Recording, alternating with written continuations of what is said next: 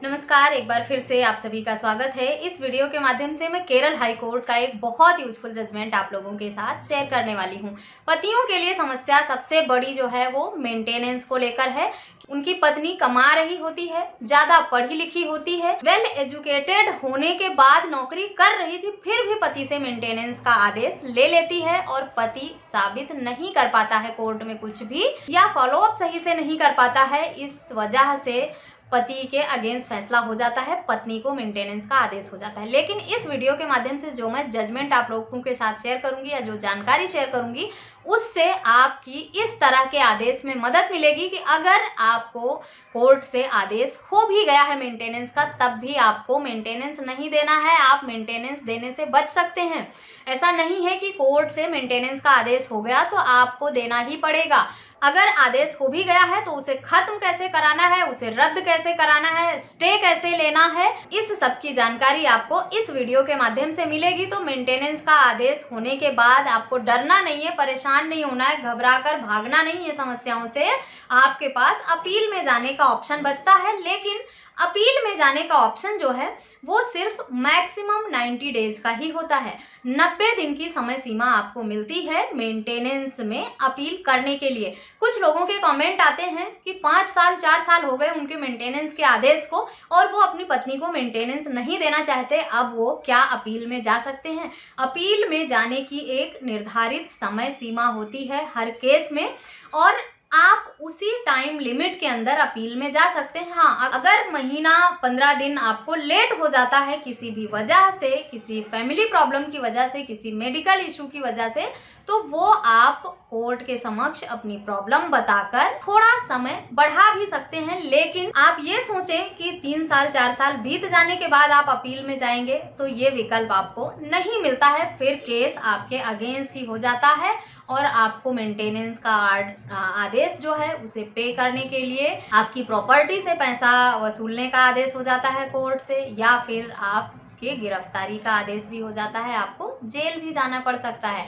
तो इस तरह की गलती करने से बचें। जब आपके पास ये विकल्प है कि आप अपील में जाकर अपने मेंटेनेंस पर स्टे ले सकते हैं, अपने मेंटेनेंस को कम करवा सकते हैं या बंद करवा सकते हैं सबूत देकर, तो फिर अपने केस को इतना खराब क्यों करना? केरल हाई कोर्ट का ये जजमेंट इसी पर आधारित है। कोर्ट ने ये साफ साफ कहा है कि पत्नी अगर पति की इनकम ज्यादा बता देती है, अपनी एजुकेशन छुपाती है, पति की प्रॉपर्टी, पति की कमाई को बढ़ा चढ़ा कर लिख देती है, खुद शादी से पहले नौकरी कर रही थी, केस करने से पहले भी नौकरी कर रही थी, जब उसने मेंटेनेंस का केस किया है तब नौकरी छोड़ दी ताकि वो पति से मेंटेनेंस ले सके। सिर्फ मेंटेनेंस लेने के लिए पत्नी ने गलत तथ्य कोर्ट में दिए हैं, अपनी एजुकेशन छुपा ली है, पति की इनकम ज्यादा बताई है, या पढ़ी लिखी होकर भी सिर्फ इसलिए कुछ नहीं करना चाहती जबकि वो अच्छा कमा सकती है कि उसे पति से मेंटेनेंस लेकर बैठकर अपनी जिंदगी बितानी है, उसे कुछ नहीं करना है। तो इस तरह की पत्नियों को मेंटेनेंस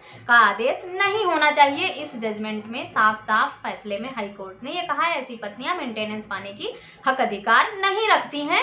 जो सक्षम हो कमाने में, ज़्यादा पढ़ी लिखी हूँ, अपना गुजर बसर कर सकती हूँ, या कमाने में सक्षम थी पहले, अभी उन्होंने हाल में नौकरी छोड़ी है, या पति की सैलरी, पति की प्रॉपर्टी को बढ़ा चढ़ाकर कोर्ट के समक्ष रखा है और मेंटेनेंस का आदेश करा लिया है। अगर इस सब तरह का आदेश आपके अगेंस्ट भी हुआ है तो ये केरल हाई कोर्ट का जजमेंट आपको वीडियो के डिस्क्रिप्शन बॉक्स से मिलेगा, उससे आप डिटेल में पढ़ सकते हैं और अपने मैटर में यूज भी कर सकते हैं। अगर निचली अदालत से आपका फैसला हुआ है तो हाई कोर्ट में अपील में जाने का ऑप्शन आपके पास है। वहां से भी बात नहीं बनती है तो आप सुप्रीम कोर्ट जा सकते हैं। अपने केस को इग्नोर ना करें, लापरवाही ना करें, क्योंकि समय निकल जाने के बाद आपके पास रिवीजन का स्टे में जाने का ऑप्शन नहीं बचता है। फिर कोर्ट के आदेश के हिसाब से आप के केस में कार्रवाई होती है और आपके पास जो 90 दिन का समय है, 90 दिन से अधिक भी हो सकता है। 3 महीने का समय आपको दिया गया है, 3 से 4 महीने भी हो सकते हैं, 3.5 महीने भी हो सकते हैं। अगर 10-15 दिन, 1 महीना आप लेट हो गए हैं तो भी परेशान होने की ज़रूरत नहीं है। कोई वैलिड रीज़न देना है, किसी मेडिकल प्रॉब्लम की वजह से या फैमिली में कोई ऐसा इंसिडेंट हो गया था जिसकी वजह से आप डिस्टर्ब थे, और ये उसके लिए आपको प्रूफ भी देने होंगे। कोर्ट में बातों से काम नहीं चलता है, आपको सबूत देना पड़ता है। अगर आप सच में किसी प्रॉब्लम को फेस कर रहे थे जिस वजह से आप डिले हुए हैं, तो आपको थोड़ा और समय मिल जाता है, पर वो थोड़ा समय साल 2 साल 4 साल का नहीं होता है, कुछ दिन या महीने का ही होता है। इस बात का ध्यान रखें।